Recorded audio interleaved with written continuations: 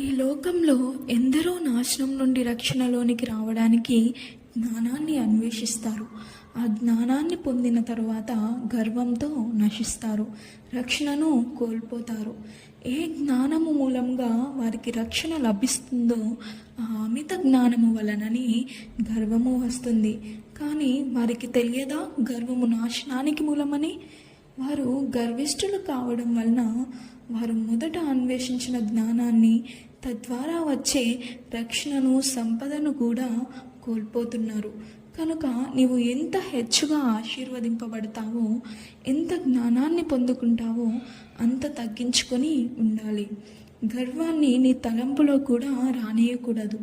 అప్పుడు నీవు ఎంతో శ్రేష్టమైన రక్షణను పొంది నీ ద్వారా అనేక మందిని రక్షణలోనికి నడిపించగలవు. ఆకాశంలోని జ్యోతి వలె ప్రకాశించగలవు.